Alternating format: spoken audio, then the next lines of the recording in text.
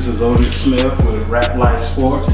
This is another episode. We're covering Cedar Grove High School, the football program, and with us today we have Coach L. I'm Otis Smith, your host, and my co-host, Sahara Brinson. I appreciate you, Coach, coming out and being with us. Thank you for having me. Yeah, so we already interviewed the head coach, Coach Jermaine. We want to get you out here as well. Is the program that you guys are building at Cedar Grove. Can you talk about a little bit of how you guys put that together? As far as because when I came out to practice and just seeing that the facility is not like some other schools have or whatever, but you guys are not letting that stop you. So how did you guys, with Coach Jermaine, start to put this program together? When Coach Jimmy took over, one of the things, first thing he said, he wanted to hire guys that would teach, teach the kids and teach the game. And the thing we did, we got the best guys that we knew, and we worked from that standpoint. And we made sure that it was guys that once we started this thing rolling, that we wouldn't stop. We've had opportunities, but we all said, all right, we made a decision that we're gonna bring Cedar Grove to prominence. And that's been our focus year after year. Okay. So my question, when creating a culture, like you kind of spoke on it, but like when you got to create a culture with the kid that you have, how are you able to create that culture? Like at this point, y'all done created a culture. I told Jermaine, like y'all the Clemson of high school football. Y'all didn't really have that tradition prior to y'all getting there. So like y'all the Clemson of Georgia high school football. Well, one thing, and I knew before I got there that Cedar Grove always had talented kids, but I don't think the discipline aspect was there for whatever reason. But that was one of the things that Coach Jimmy wanted to do, was make sure that discipline was where it's supposed to be. And it started from the best player. If you're able to discipline your best player in front of his teammates, then it's easy for everybody to buy in. Right. Once we started to do that, and the other kids saw it, then they fall in line, because they're still kids. Kids are gonna do what you allow them to do. That's right. And once they see that, all right, we're not gonna have this from this kid or that kid, all right, they say, okay, coach, for real now. So that's the thing that helped us so much, because we didn't play favorites on whether we're gonna discipline this kid or not. It doesn't matter if you're the best kid or if you last on the depth chart. You're gonna be disciplined if you have some consequences coming to you, you're gonna get them. And we're gonna reward you in the same breath if you do well. How did you guys, how do you as a coach, and as Coach Jermaine this, I want to ask you this, when you're there coaching and also teaching at the school, how do you help mold these men, these guys into young men, as far as helping them stay in their academics, trying to be the best they could be on the football field, but at the same time also trying to get them to play Cedar Grove football in the midst of getting individual accolades, scholarship offers? How do you guys help your players maneuver through all that? Well, first, I think it works hand in hand. We really take our role seriously.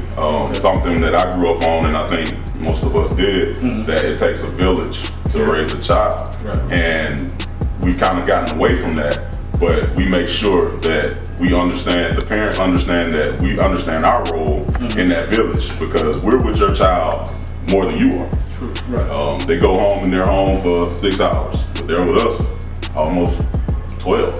So we understand our role, and with that being said, we're able to have a more of an influence on them, and we try to work together with the parents to do that. So, and the influence that we have on the kids, we try to use it to that perspective to make them do the things that we know will help them grow into great young men. We like football is one aspect of it, but we want them to be productive citizens in society. True. How do you, with all the winning and everything going on, how do you personally, kind of schedule everything? How do you balance everything out? Teaching, coaching. You still have your personal life, but you know how sometimes you think you're getting ready to do something. Yep. Kid may call you, need coach. I need help. How do you balance that that yourself? I'm gonna take that question to give a shout out to my wife, because that makes it a lot easier. If you have a spouse that's understanding, it makes it a lot easier, because those hours where you're not on the clock, you're still on the clock. If you're trying to do this job to the best of your abilities, and which is to mold young men, it's no set time. Like, we've had kids call, say, I'm in trouble with my mom, she about to put me out. All right, man, I'm gonna come pick you up. We'll go get something to eat, we'll talk, and you're going back home and you're gonna apologize to your mom. Because those things are the things, like Kendall said earlier, it helps you grow into a better man. And those are the things that are more important to us than winning. Now, winning is a side note to it, but the biggest thing is helping these young men become men. So y'all doing a good job with that. So to be, on the football side, having that success and that continued success, how do you keep them hungry?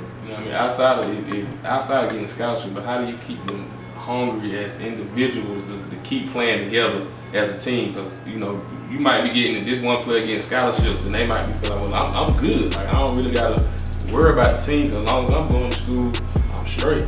And what you just said, and you helping me out with my answer.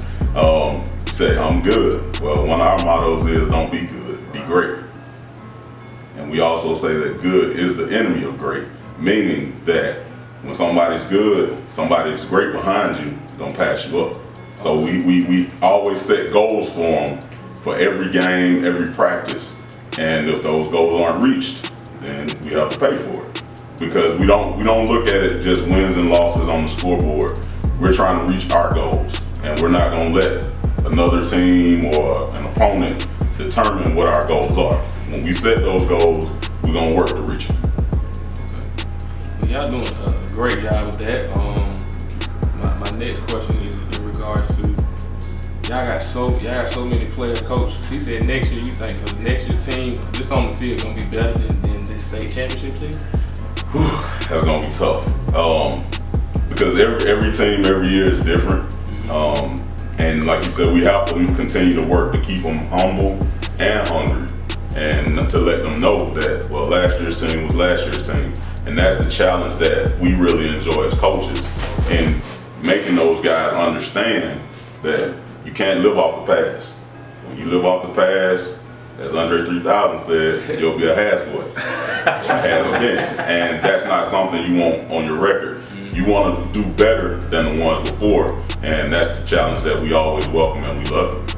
So I always ask the kids about the recruiting process, but as a coach, what is it like to be a coach, to have so many different, college coaches coming in, seeing your kids? Like, how is that helping these kids go through the recruiting process as a coach? Like, I know you went through it yourself. Like, how is it from the coaching standpoint? I love it. It's a testament to our kids. They're buying in, and it's a testament to the kids that have come before them, because these schools come back, these coaches come back, and that lets us know that the kids that they did get from us are doing a great job for them. Not always been an All-American or a straight-A student, but they're doing very, very well, whether it be a solid player for them, a great citizen in the school, and those things, we really love to hear those things from our school, our kids that are in school, and those coaches want to come back because they love Cedar Grove kids, because they know these kids are not going to be issues for us. They're going to be disciplined. They're going to be where they're supposed to be at all times. So what about, like I said, I keep calling y'all the Clemson of Georgia, so all the Clemson coaches stay together. So how is it been for you? I know they've been maybe calling to try to poach y'all coaches away, so y'all have so much success. I'm pretty sure they calling to, let me get this coach, but y'all, sticking together like how Clemson is. What made you not take that offer to probably make more money at a different school, or maybe be in a quote-unquote better area where, school might have more funding, more money, things of that nature? It made you just, we're going to stick and stay home and stay grounded with what we built? Well, like Kendall said earlier, it's a family atmosphere. The chemistry that we have, it's beyond making more money. Okay. Yeah, things gonna happen. People are gonna grow. People are gonna look for different opportunities. It happens. I mean, look at Clemson, look at Alabama every year, and it's bound to happen. But we came together and said, all right, we're gonna do this together.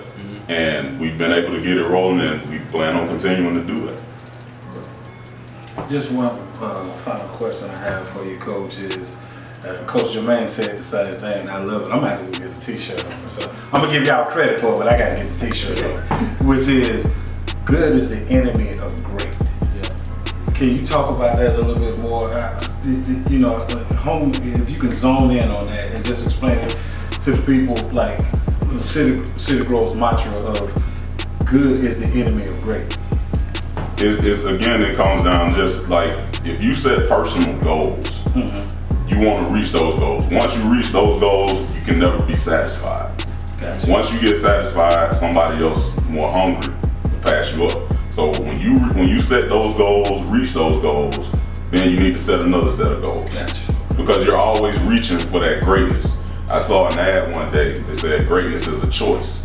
Well, are you gonna choose to be great, or are you gonna choose to settle? Gotcha. And that's what we mean when we say that good is the enemy of great. We're never gonna settle. Like, we wanna be greedy, we wanna be hungry. Like, the only thing better than 2 state championships is 3.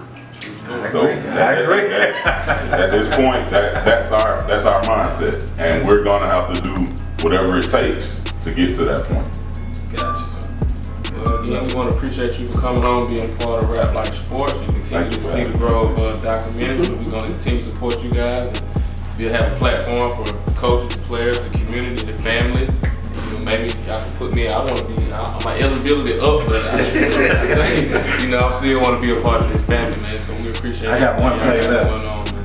I got one play left. You're gonna have to decide: is it the last play of the game, or is it the first play of the game?